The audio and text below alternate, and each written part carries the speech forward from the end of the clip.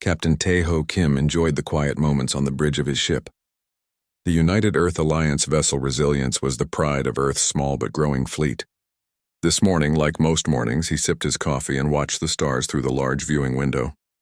"Space was peaceful today, Captain," said a voice behind him. "You need to see this." Lieutenant Jiwon Park held a data pad in her hand. Her face looked worried. Tae-ho took the pad and read the message on the screen. At first he thought it was a joke. "Is this real?" he asked. Jiwon nodded. The science team confirmed it. The message came through a channel we didn't even know existed. "They say the math patterns are unlike anything humans have created." Tae-ho read the message again. It was simple but shocking. Earth was summoned to appear before something called the Galactic Council. Humans were being questioned about their right to expand into space. "Contact Admiral Choi," said Tae-ho, handing back the pad. "Tell her it's urgent." 3 hours later, Tae-ho sat in a large meeting room at Earth Alliance headquarters. Admiral Yoonji Choi, a small woman with sharp eyes and graying hair, stood at the front of the room. Around the table sat some of Earth's most important people. "The message is real," said Admiral Choi. "And we are not alone in the universe. This Galactic Council has been watching us. Now they want to talk to us, or maybe judge us. We're not sure." "Judge us for what?" asked Ambassador Hyun Baek. He was young for such an important job, but everyone said he was the best diplomat Earth had. "They didn't say exactly," replied the Admiral. "But they mentioned our rapid expansion and concerning behaviors." Dr. Minho Kang, who had created Earth's newest space engines, looked troubled. "How advanced are they? Do they pose a threat?" "We don't know," said Admiral Choi. "But they've given us coordinates for a meeting place, and we have 30 days to get there." Commander Suk Lee, a tough military leader who had fought in the Mars conflicts, spoke up. "This could be a trap, or it could be the most important moment in human history. Either way, we need to be prepared." The Admiral nodded. "That's why I've called all of you. You'll be Earth's representatives. Captain Kim's ship, the Resilience, will take you to the meeting place." Tae-ho felt the weight of responsibility settle on his shoulders. His ship, his crew, they would be the first humans to meet this Galactic Council. "What do we know about them?" he asked. "Almost nothing," said Admiral Choi. The message mentioned that the Council includes over 300 different species. They've existed for thousands of years. They control most of the Milky Way galaxy. The room went quiet as everyone took in this information. Humans had only reached the nearest star system 10 years ago. They had only built a few dozen space colonies. And now they learned that the galaxy was already ruled by ancient alien civilizations. "Why now?" asked Ambassador Baek. "Why contact us at this moment?" "That's what worries me," said Commander Lee. "Something about our development has caught their attention, something that concerns them." Over the next 2 weeks, the team prepared for the mission. The Resilience was loaded with Earth's best technology and information. The crew was selected carefully. Each person chosen was the best at their job. Tae-ho spent time with his family before leaving. His wife Yuna held their baby daughter and tried not to cry. "Come back to us," she said. "I will," promised Tae-ho, "and maybe I'll come back with amazing stories about aliens and far-off worlds." The day of launch came quickly. The Resilience lifted off from Earth with little fanfare. The mission was kept secret from most people. Earth's leaders didn't want to cause panic by announcing that powerful aliens had summoned them. In his cabin on the ship, Ambassador Baek reviewed all of human history, looking for anything that might explain why aliens would be concerned about humans. Was environmental damage, nuclear weapons, or was it something else? Dr. Kang worked in the ship's lab, trying to understand the advanced mathematics in the alien message.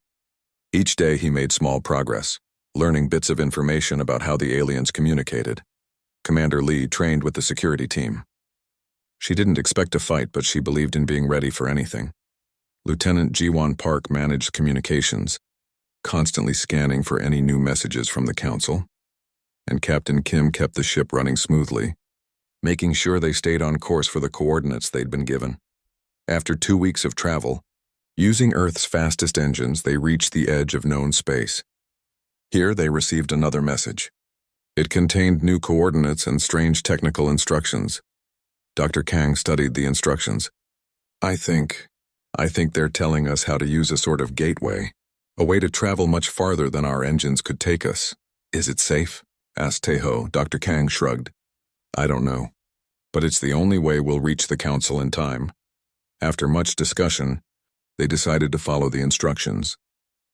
Dr. Kang worked with the ship's engineers to make the necessary adjustments to their systems. "Everyone secure yourselves," ordered Taeho as they approached the area described in the message. "We don't know what will happen." The ship moved forward. Suddenly, space itself seemed to bend around them. Stars stretched into lines of light. Taeho felt a strange pressure, like being deep underwater. Then everything snapped back to normal. "Status report," he called out. "All systems functioning," reported Jiwan. "But Captain..." "Look outside." Taeho turned to the viewing window and gasped. They were in a completely different part of space. The stars made unfamiliar patterns, and directly ahead of them was the most amazing sight any human had ever seen. A massive space station hung in orbit around a binary star system, 2 stars circling each other. The station was enormous, easily 100 times larger than anything humans had built. It gleamed with a metallic, crystal-like surface that caught the light of both stars. Around it floated thousands of ships of all shapes and sizes. "We're receiving a transmission," said Jiwan. "They're giving us docking instructions." "Any sign of weapons targeting us?" asked Commander Lee. "No," replied Jiwan, "but many of their ships are moving aside to create a path for us." "They're watching us," said Ambassador Baek, staring out at the alien ships. "All of them." Taeho gave the order to follow the docking instructions. Slowly, the Resilients approached the massive station. As they got closer, they could see more details. The station wasn't just big, it was beautiful. Its surface was covered in intricate patterns that seemed to shift and change in the light. "Life signs?" asked Taeho. "The sensors are picking up." "Thousands," replied Jiwan. "Many different types. The atmosphere at our docking area is being adjusted to match Earth's." The Resilients docked with the station with a gentle thud. For a moment, everyone on the bridge was silent, taking in the significance of the moment. Humans had just made first contact with an advanced alien civilization. Everything would change after this day. "Ambassador," said Taeho, "I believe you're up." Ambassador Baek nodded, his face serious but determined. "Let's make a good first impression." A small group prepared to exit the ship. Ambassador Baek, Captain Kim, Dr. Kang, Commander Lee, and Lieutenant Park. They gathered at the airlock, each lost in their own thoughts. "Remember," said Ambassador Baek, "we represent all of humanity. Whatever they think of us, whatever they want from us, we need to show them the best of what humans can be." The airlock door opened with a hiss. Beyond it was a wide, gleaming hallway. And waiting in that hallway were the first aliens humans would ever meet. They were tall, willowy beings with skin that seemed to shimmer with colors. They had no hair, but their heads were adorned with small crystal-like growths. Their eyes were large and multicolored, with pupils that adjusted their shape as they watched the humans. One of the aliens stepped forward and made a graceful gesture with its long, 4-fingered hand. A small device on its chest glowed and a voice came out, perfectly clear English. "Representatives of Earth," the alien said, "welcome to the central station of the Galactic Council. We are the Etherians. We will guide you to the council chamber." As the human team stepped off their ship and onto the station, none of them knew that they weren't on trial for their aggression, or their technology, or their wars. The truth was both simpler and more profound. The council had seen something in humans that they had never seen in any other species in 30,000 years of watching the galaxy. Something that both fascinated and frightened them. They had seen hope. The human delegation followed their alien guides through the massive space station. The hallways were wide and tall, with curved ceilings that glowed with soft light. Other aliens moved through the corridors, and each type was stranger than the last. Some floated rather than walked. Others moved on many legs. Some didn't seem to have solid bodies at all. Taeho noticed how these aliens reacted to the humans. Many stopped to stare. Some moved away quickly. A few made gestures that might have been greetings or warnings. "They're afraid of us," whispered Jiwan. "Or curious," replied Ambassador Baek. "Remember, we may be as strange to them as they are to us." Their guides. The tall Etherians led them to a large circular room with a domed ceiling. The dome showed what looked like a real-time view of space outside the station, with both nearby stars shining brightly. "The council will see you shortly," said one of the Etherians. "Please wait here." After the guides left, Commander Lee checked the room for any obvious dangers but found none. Dr. Kang examined the dome above them with wonder. "The technology here is amazing," he said. "That's not a screen. I think it's actually transparent, but they can control which light waves pass through." Ambassador Baek practiced his opening speech quietly. He had prepared for many diplomatic meetings in his career, but never one with aliens who might not understand human customs or expressions. After about 20 minutes, a new door opened on the far side of the room. An Etherian gestured for them to follow. "It's time," said Taeho. The human delegation entered a much larger chamber. The ceiling was even higher here, and the room was filled with tiered seating like a giant amphitheater. Hundreds of aliens of many species sat in these seats, all watching the humans enter. At the center of the room was a raised platform with 12 ornate chairs arranged in a circle. In these chairs sat what the humans assumed were the actual council members, the leaders of this galactic government. The council members were all different species. Some looked almost like Earth animals. One resembled a large insect, another a reptile, but most were completely alien. One appeared to be made of crystal. Another was a cloud of glowing particles contained in a transparent case.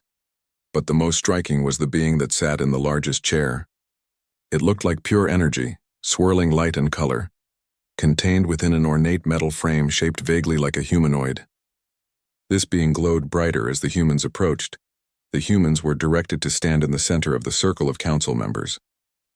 Taeho felt very small and very young in this ancient place, surrounded by species that had probably been traveling the stars when humans were still living in caves. The energy being spoke, and a translation came through the small devices the humans had been given to wear in their ears. "I am Varaxis, Counselor Prime of the Galactic Union. These are the High Counselors, representatives of the founding species of our organization." Ambassador Baek stepped forward and bowed slightly. "I am Ambassador Hyun Baek of Earth. With me are Captain Taeho Kim, Commander Suk Lee, Dr. Minho Kang, and Lieutenant Jiwon Park. We come in peace, seeking understanding and friendship." "You have been summoned, not invited," said another council member, the crystal being. "This is not a diplomatic exchange. It is a questioning." Baek kept his composure. "Then we are ready to answer your questions, counselors. But may we know what concerns you have about humanity?" Varaxis raised what might have been a hand, and the air in front of the humans shimmered. Suddenly, images appeared, scenes from Earth's history. They saw ancient battles, modern wars, environmental disasters, poverty, and suffering. But they also saw medical breakthroughs, space launches, acts of heroism, and celebrations of peace. "You are an unusual species," said Varaxis. "In all our records, we have never seen a planetary civilization advance from primitive technology to space travel in such a short time. Is rapid development a crime in your laws?" asked Commander Lee, her voice respectful but firm. "It is not," replied a different counselor, a being that looked like a giant octopus floating in a tank of liquid. "But it is highly unusual and potentially dangerous." "We have been observing your world for some time," said Varaxis. "You developed agriculture only 10,000 of your years ago. You discovered electricity less than 300 years ago. You split the atom just over 200 years ago, and now you manipulate the fabric of space-time itself with your engines. Most species take tens of thousands of years to progress through these stages," said the crystal being. "Many never achieve space travel at all." Ambassador Baek nodded. "Humans have always been driven to explore and understand our universe. It's in our nature to seek knowledge and to push boundaries." "Yes," said Varaxis, "and that is precisely what concerns us." The images in the air changed, showing humans in desperate situations. Trapped miners being rescued, doctors fighting deadly diseases, engineers working day and night to solve impossible problems. And in all these scenes, the humans looked tired but determined. "You continue to strive even when failure is statistically certain," said the octopus-like counselor. "You reject logical limits. You refuse to accept no-win scenarios." Dr. Kang smiled slightly. "Those are some of our best qualities." "They are unknown qualities," said Varaxis. "In our 30,000 years of observing life across this galaxy, we have never encountered a species with your particular characteristic." "What characteristic?" asked Taeho. "You call it hope," said Varaxis. "We have no word for it because it does not exist among other intelligent species we have encountered." The human delegation exchanged glances, confused. "Surely other species have hope," said Ambassador Baek. "The desire for things to improve, The belief that the future can be better than the present? They do not, said the crystal being flatly. Intelligent species across the galaxy accept reality as it is. They work within known limits. When something is impossible, they accept this and move on. But humans, the images showed more scenes. A child learning to walk after doctors said she never would. A community rebuilding after a terrible disaster. Scientists celebrating a breakthrough after years of failure. Humans reject the impossible, said Veraxis. You fight against overwhelming odds. You survive when your own probability models say you should not. And now you are bringing this chaos element into the wider galaxy. Commander Lee spoke up. With respect, counselors, you make it sound like persistence and hope are bad things. They are unknown things, corrected Veraxis. And unknown things must be studied and understood before they are allowed to spread. So we're not on trial, said Jiwan quietly. We're being examined like specimens. You are being questioned, said Veraxis. The results of this questioning will determine whether humanity is permitted to continue expanding into space, or whether limitations will be imposed. Ambassador Bayek stepped forward again. Counselors, we understand your caution. New things can be frightening. But hope and determination are not threats. They are what allowed humans to survive on a planet with large predators despite having no claws or fangs. They allowed us to spread across a world with wildly different environments. They pushed us to create medicines and technologies that have improved billions of lives. Yet they also led you to create weapons that nearly destroyed your world, said the crystal being. They led to conflicts over resources and beliefs that killed millions. We are not perfect, admitted Ambassador Bayek. No species could be. But we learn from our mistakes, we grow, we improve. That is what you claim, said Veraxis. We require proof. For the next several hours, the Council questioned the humans about every aspect of their civilization. They wanted to know about Earth's governments, religions, scientific methods, military capabilities, and cultural values. They seemed particularly interested in how humans handled failure and setbacks. Dr. Kang explained human science, how theories were tested and sometimes disproven, how new discoveries often came from mistakes or unexpected results. Commander Lee described how military strategy evolved, how humans learned to prefer cooperation over conflict as they developed. Tai Ho talked about the space program, how early failures led to better designs, how international cooperation made possible what no single nation could achieve. Jiwan described Earth's communication systems, how ideas spread across cultures, how art and music crossed boundaries of language and distance. And Ambassador Bayek tied it all together, showing how human progress, while not always smooth or peaceful, generally moved toward greater understanding, cooperation and compassion. Throughout the questioning, the council members watched and listened with what seemed like growing confusion. It was as if they were hearing about a way of thinking that was completely foreign to them. Finally, after what felt like days, though it was hard to keep track of time in the artificial environment of the station, Veraxis raised a hand to stop the questions. We will now compare your answers with our observations, the energy being said. You will be provided quarters to rest. The questioning will resume when we have processed this information. The humans were led to a suite of rooms that had been prepared for them. The rooms were comfortable but clearly designed based on limited knowledge of human needs. The beds were too large, the chairs too small, and there was a strange smell like mint and metal in the air. Once they were alone, the team gathered to talk. The humans got little sleep that night. They worked together in their quarters using the data terminals provided by their hosts. Dr. Kang found that the Council's public information network was surprisingly easy to access. It seemed the aliens had no concept of humans trying to hack or gain unauthorized information. They think very differently than we do, said Dr. Kang, as his fingers moved quickly over the alien interface. Their security is based on the idea that no one would want to access information they weren't supposed to have. There's almost no protection. What are you finding? Asked Ambassador Bayek. A lot, replied Kang. The Council's history goes back over 30,000 years. They've cataloged millions of planets, thousands of intelligent species, and hundreds of spacefaring civilizations. Anything useful for our plan? Asked Commander Lee. I'm looking for abandoned projects, said Kang. Things the Council started but gave up on. So far, I've found several colony attempts that failed, mining operations that were closed down and research projects that were discontinued. We need something impressive but achievable, said Tejo. Something we can use to demonstrate human persistence in a way they can't ignore. Lieutenant Jiwan, who had been working at another terminal, suddenly called out, I think I found something. There's a place called Outpost Omega. It was a mining station on a large asteroid in a system about 40 light-years from here. The others gathered around her terminal to look. It was abandoned during something called the Hive Wars, continued Jiwan. The station was damaged. The atmosphere became toxic and extreme temperature changes made it uninhabitable. According to the records, the council decided it wasn't worth fixing and left it. Dr. Kang studied the data. The conditions are harsh but not impossible. With the right technology, it could be made livable again. How long ago was it abandoned? Asked Beck. About 200 years, replied Jiwan. And no one has claimed it since? Asked Taiho.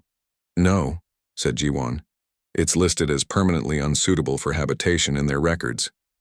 Ambassador Beck smiled. Perfect, Dr. Kang. Can you get detailed information about the outpost? Environmental conditions, structural damage, resource availability, everything. Already on it, said Kang. What are you planning? Asked Commander Lee. We're going to show the council that humans don't give up on impossible situations, said Bayek. We're going to design a plan to terraform Outpost Omega and make it habitable again. Can we do that? Asked Jiwan. We've never terraformed anything before. We've been developing the technology, said Dr. Kang without looking up from his work. The Mars project was scheduled to begin terraforming next year. The principles should be similar, just on a smaller scale. But we don't have the equipment or resources here, said Commander Lee. We don't need to actually do it, explained Ambassador Bayek. We just need to show them we could do it, create a detailed, viable plan that their own experts would have to admit would work. And if they approve of our plan? Asked Tejo. Then we actually do it, said Beck firmly. We send the plan back to Earth. If the Council allows us to continue our space exploration, we prove our commitment by turning Outpost Omega into a functional habitat.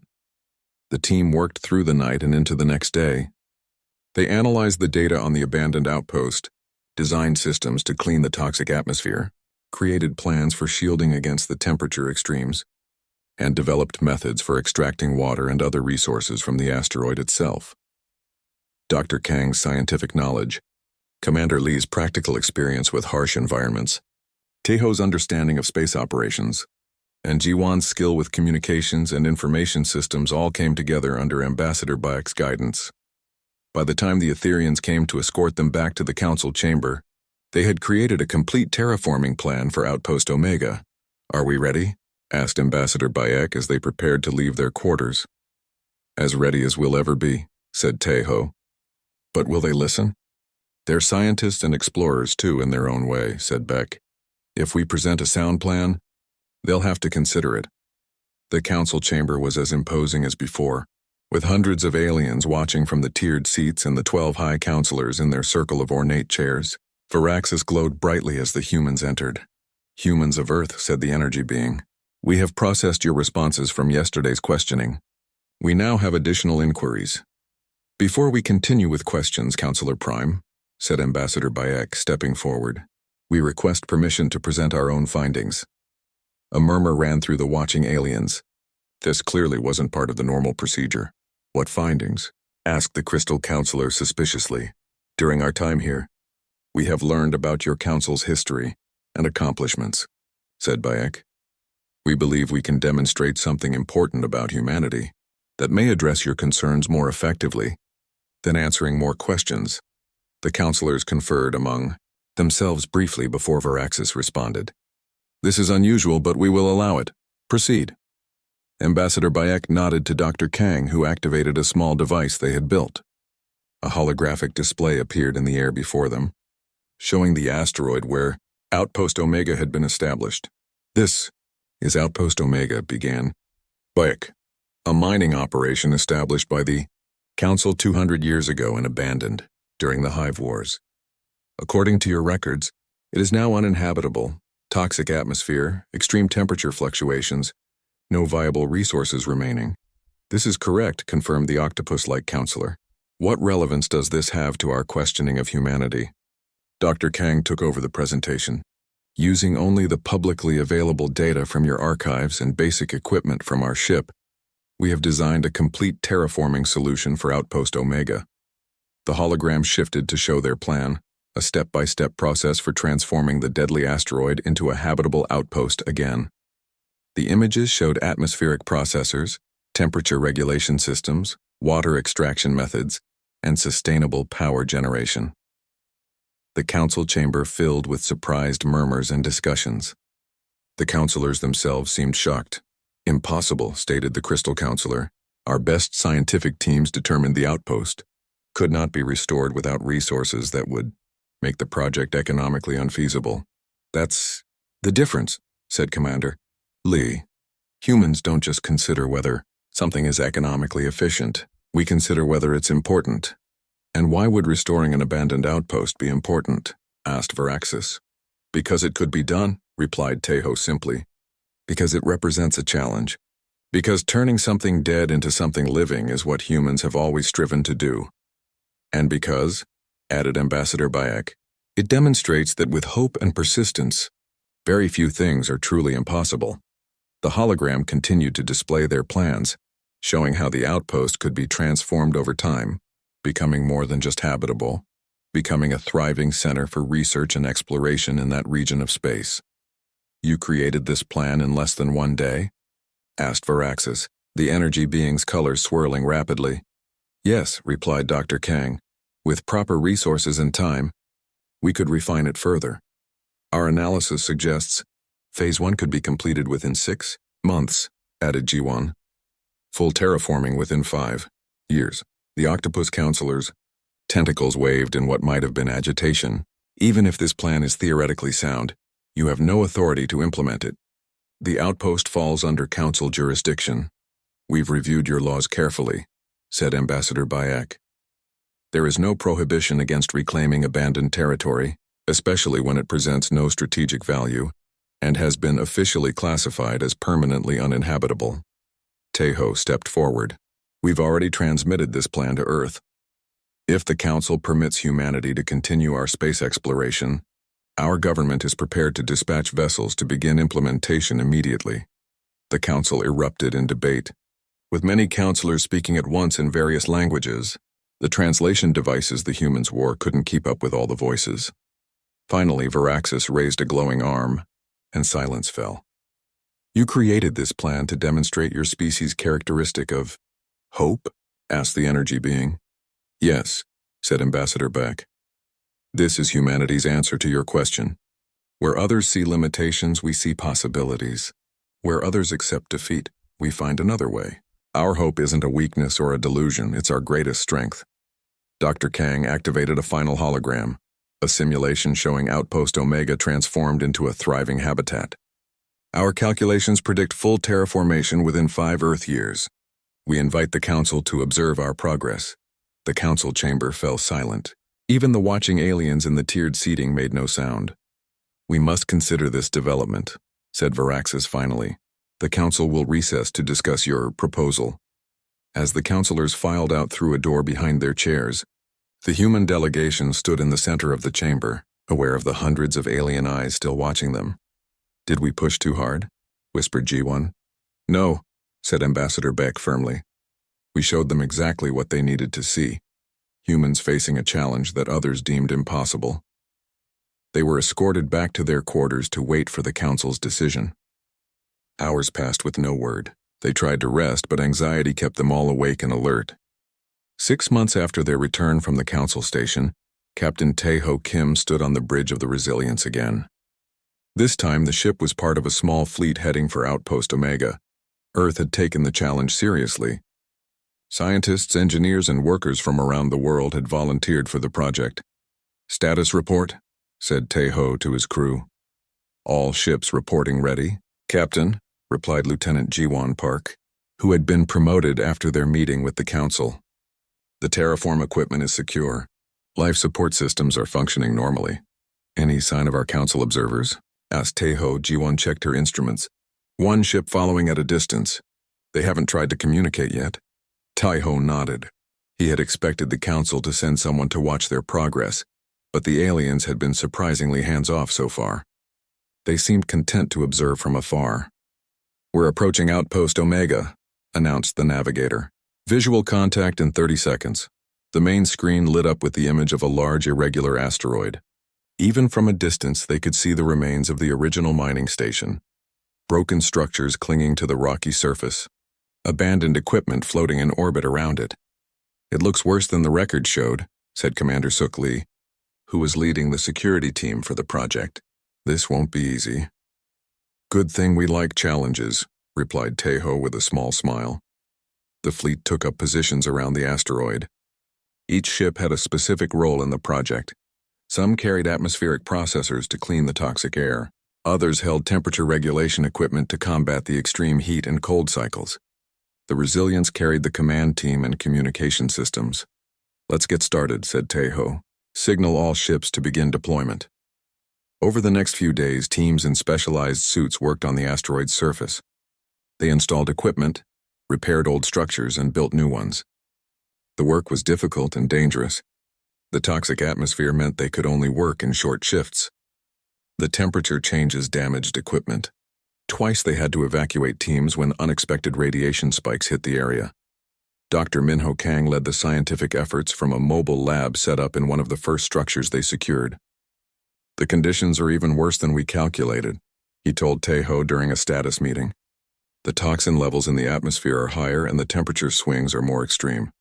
Can we still make it work?" asked Tejo. Dr. Kang rubbed his tired eyes. "We need to revise our approach. The original plan won't be enough. What do we need? More atmospheric processors, different filters for the toxins we didn't expect, and a better solution for the temperature problem." Tejo frowned. "We don't have extra equipment. It would take months for more to arrive from Earth." "Then we need to get creative," said Dr. Kang. "Let's see what we can repurpose from the old mining equipment. And maybe we can use the Resilience's systems to boost our processing power for new calculations." For the next week, they worked around the clock. Teams salvaged parts from the abandoned mining equipment. Engineers modified their existing systems to handle the harsher conditions. Dr. Kang and his team created new models and solutions using the Resilience's computers. Ambassador Hyun Baek, who had insisted on joining the mission, spent most of his time monitoring the Council observer ship. "They're watching everything we do," he told Tejo. "Sometimes they move closer when we hit a problem, as if they expect us to give up." "They don't understand humans very well," replied Tejo. Despite the setbacks, the project moved forward. By the end of the first month, they had established a small protected area with breathable air and stable temperatures. It wasn't comfortable, but it was survivable without full suits. As they expanded this zone, they discovered something unexpected in the deeper layers of the asteroid: ice. Frozen water buried beneath the surface, protected from the harsh conditions above. "This changes everything," said Dr. Kang excitedly. "With water, we can create a sustainable ecosystem much faster. We can grow plants to help process the air. We can support more workers." The discovery gave new energy to the project. Within 3 months, they had transformed the central area of the old mining station into a functional habitat. Plants grew in hydroponic gardens, using the newly discovered water and artificial light. The air was clean enough that people could move around with just breathing masks instead of full suits.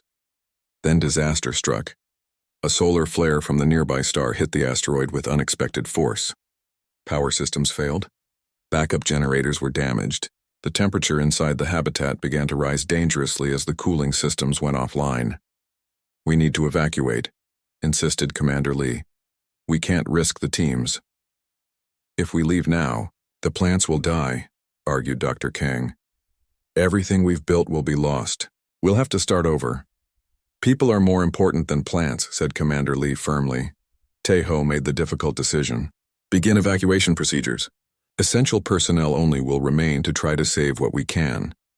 As most of the workers returned to the ships, Tejo, Dr. Kang, Commander Lee, and a few engineers stayed behind.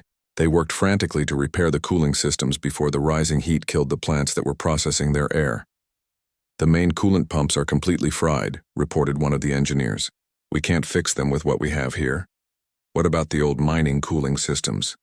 suggested Tejo. Could we adapt those? The engineer shook her head. They used a different technology. It would take too long to convert them. Dr. Kang, who had been quiet for a while, suddenly spoke up. The council ship. They must have cooling technology we could use.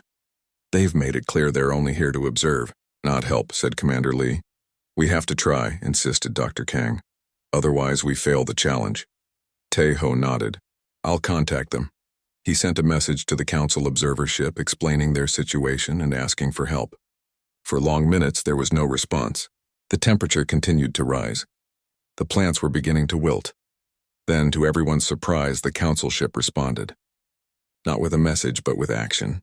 It moved closer to the asteroid and extended a beam of energy toward their habitat. The temperature inside immediately began to drop. They're absorbing the excess heat, said Dr. Kang in wonder. Their technology is incredible. But why help us? Asked Commander Lee. I thought they wanted to see if we'd give up. Maybe they're more interested in seeing how we handle. Help from others, suggested Tai-ho. The Tiao council ship maintained the energy beam for 6 hours, giving the human team enough time to jury-rig a temporary cooling system, using parts from the ships and the old mining equipment. When they finally had their own system running again, the council ship withdrew the beam and returned to its observing position. Ambassador Bayek sent a formal message of thanks, but received no reply. Curious, he said. They help us but don't want to talk about it. The project continued with renewed determination. By the end of the 6th month, the deadline for Phase 1 of their plan, they had established a stable habitat in the central area of Outpost Omega. It wasn't pretty or comfortable, but it worked. The air was breathable, the temperature was controlled, water was being recycled, and food plants were growing. A small permanent team would remain to continue the work while most of the fleet returned to Earth for more supplies and the next phase of equipment. Before leaving, Tae-ho, Dr. Kang, and Ambassador Baek recorded a message for the council. They stood in the newly green central chamber of the outpost, plants growing behind them, workers moving about in the background without protective suits. Greetings to the Galactic Council, began Ambassador Bayek. As you can see, Phase 1 of the Outpost Omega Restoration Project has been completed on schedule. We have established a sustainable environment in the central hub, despite challenges that were greater than anticipated. The outpost now has breathable air, controlled temperatures, recycled water, and the beginning of a food production system, continued Dr. Kang. Phase 2 will expand these systems to cover more of the original station and begin mining operations again, using safer and more efficient methods than before. We thank the Council for the opportunity to demonstrate humanity's approach to challenges, added Tae-ho. And we especially thank the observer ship for their assistance during our recent crisis. Your action showed us that cooperation between different species is possible and valuable. The message was sent to the observer ship to relay to the Council. This time, they received a brief reply. Message received. The Council acknowledges Phase 1 completion. Observation will continue. As the Resilience prepared to return to Earth, Tae-ho met with Ambassador Bayek in his quarters. What do you think the Council makes of our progress so far? Asked Tae-ho. Ambassador Beck sipped his tea thoughtfully. I think we've surprised them. They expected us to fail, or at least to need much more time. And the observer ship helping us? What do you make of that? I think not all members of the Council feel the same way about humans, replied Bayek. Some may be curious rather than cautious. Some may even be starting to see the value in our approach. Do you think we'll change their minds about humanity? I think we already have, at least a little, said Bayek. But the real test will be what happens after we succeed. Will they see our hope and persistence as something positive to learn from? 5 years had passed since the human delegation first stood before the Galactic Council.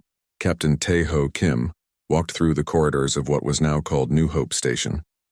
No longer recognizable as the abandoned Outpost Omega, the central plaza was filled with greenery, trees and plants from Earth growing alongside carefully adapted alien flora. The air was clean and fresh. The temperature was pleasant. And most remarkably, the plaza was filled with people, not just humans, but beings from a dozen different species, all living and working together. Hard to believe this was once a toxic rock that everyone had given up on, said a voice beside him. Tae-ho turned to see Lieutenant Jiwon Park, now Commander Park, approaching with a smile. Sometimes I can hardly believe it myself, agreed Teho. How are the new arrivals settling in? The Lorani engineers are already improving our power systems, replied Jiwon. And the Dovan agricultural experts are amazing with the hydroponics. Their techniques have increased food production by 30%. Teho nodded with satisfaction. What had started as a human project to prove a point to the council had evolved into something much more significant, a truly multi-species cooperative venture. In the past 2 years, individuals from many worlds had asked to join the project, bringing their own knowledge and skills. The council representatives have arrived, said Jiwon more formally. They're waiting in the main conference room. Teho straightened his uniform. This meeting was important. The 5-year deadline for the Terraform project had been met. The council would officially evaluate their success or failure. In the conference room, Counselor Prime Varaxis waited, the energy being's containment suit glowing softly. With Varaxis were several other high-ranking council officials, including representatives from species that had originally been most skeptical of humans. Also present were the human team leaders, Dr. Minho Kang, Commander Suk Lee, and Ambassador Hyun Baek, who had all come from Earth for this important meeting. Welcome to New Hope Station, said Teho, using the new name that had been officially adopted 2 years ago. We're honored by your presence. Captain Kim, said Varaxis, the translation coming through clearly. New Hope Station exceeds even your ambitious projections. What you've accomplished here is remarkable. Thank you, Counselor Prime, replied Teho, but we couldn't have done it alone. Especially in the later phases, the knowledge and skills of other species have been invaluable. Yes, said Varaxis, colors swirling within the containment suit. That is perhaps the most unexpected development. When we challenged humanity, we did not anticipate that other species would join your effort. Ambassador Bayek stepped forward. Cooperation has always been one of humanity's strengths. When others saw what we were attempting here, it was natural to welcome their contributions. Natural for humans, perhaps, said a crystalline council member, but unprecedented in our experience. Species tend to remain separate, cooperating only at the official level through the council. Which brings us to the purpose of our visit, said Varaxis. The council has existed for 30,000 years to maintain stability in the galaxy. But stability, we now understand, is not the same as progress. The council representatives exchanged glances before Varaxis continued. We have a proposal. The council wishes to establish a new division within our organization. This division would be tasked with addressing challenges throughout the galaxy that have been deemed too difficult or too resource-intensive to solve. Challenges like Outpost Omega was? Asked Dr. Kang. Precisely, confirmed Varaxis. This division would be led jointly by humanity and other innovation-focused species. Your methods and perspectives would be applied to problems that the Council has traditionally considered unsolvable. The human team members looked at each other in surprise. This was far more than they had expected. We're honored by the proposal, said Ambassador Bayek carefully. But I'm curious about what changed the Council's perspective. When we first met, many Council members seemed to view human hope and persistence as concerning, or even dangerous. They were, admitted Varaxis, but the results speak for themselves. Look around you. This station was dead. Now it thrives. And not just with human life, but with life from many worlds. One of the other council representatives, a being with 4 arms and iridescent scales, spoke up. I was part of the observation team. What impressed me most was not just that humans refused to give up when faced with problems. It was how you found joy in solving those problems, how you celebrated each small victory, how you supported each other through failures. The Council has always valued efficiency and stability, continued Varaxis. These are important, but your species has shown us that there is also value in, what is your word?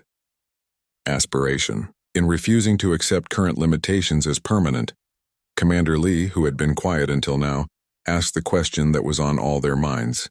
And the Council is no longer concerned that this human characteristic might be destabilizing to galactic society? There will always be concerns about rapid change, said the crystalline being. But your project has shown that this human hope can be channeled constructively. And more importantly, it has shown that other species can learn from your example. As the meeting continued, they discussed the details of the new Council division. It would be headquartered at New Hope Station, which would be expanded to accommodate its new role. The division would identify abandoned projects and seemingly unsolvable problems throughout Council space and assemble multi-species teams to address them. After the Council representatives departed to return to their ship, the human team remained in the conference room, processing what had just happened. "Well," said Dr. Kang with a grin, "when we set out to change the Council's view of humanity, I didn't expect to end up rewriting their organizational structure. It goes beyond that," said Ambassador Bayek thoughtfully. "We've introduced a new concept to a civilization that's 30,000 years old. That's humbling. And exciting," added Jiwan. "Think of what we can accomplish with the Council's resources behind us." Taeho looked out the conference room window at the busy plaza below. "What matters most is that we've opened a door, not just for humanity, but for every species that's been told something is impossible." Later that evening, Taeho stood on the observation deck looking out at the stars. Dr. Kang joined him, carrying 2 glasses of a blue liquid that had become popular among the station's residents, AI drink invented by one of the alien botanists using plants grown in the station's gardens. "To the future," said Dr. Kang, raising his glass. "To hope," replied Taeho, clinking his glass against his friend's. They drank in silence for a moment. "Watching the stars, Captain," said Dr. Kang after a while. "Did you ever imagine our answer would change the galaxy this way?" Taeho smiled, remembering how it all began with a simple message summoning them to the Council. "That's the thing about hope, Minho. Once you show people that the impossible is possible, there's no going back." Across the galaxy, the effects of humanity's demonstration were still spreading. On the Lorani homeworld, a young engineer named Tellus had gathered funding to attempt development of a clean energy technology that the Council had declared unfeasible centuries ago. Inspired by the humans of New Hope Station, she refused to accept that judgment. On the desert planet of the Dovans, massive terraforming equipment, much of it based on human designs but improved by Dovan engineers, was beginning to reclaim land that had been given up for lost. Green was returning to their world for the first time in generations. The Etherians, once merely guides and observers, had become avid students of human culture and philosophy. They had established cultural exchange programs with Earth, sending their youth to study there and welcoming human teachers to their worlds. Even the oldest and most conservative Council species were being affected. The crystalline Zith, who had not altered their society in 5,000 years, were engaging in debates about whether some of their ancient traditions might benefit from reconsideration. In the Council chamber itself, where the humans had once stood as curious specimens to be questioned, new policies were being discussed. The strict regulations on technological development were being reviewed. The practice of advising struggling species to simply abandon difficult environments rather than trying to adapt them was being reconsidered. And in distant parts of the galaxy, beyond Council space, news was spreading of a species called humans who had turned an abandoned toxic outpost into a thriving multi-species community, of how they had challenged the Council's long-held beliefs, of how their strange characteristic called hope was changing the way people thought about possibilities. 6 months after the Council's visit to New Hope Station, the first official project of the new division was launched. A team of humans, Lorani, Dovans, Etherians, and even a few members of the traditionally conservative Council species, set out for a system that had been devastated by a supernova 3 centuries earlier. The radiation levels were deemed too high for recovery.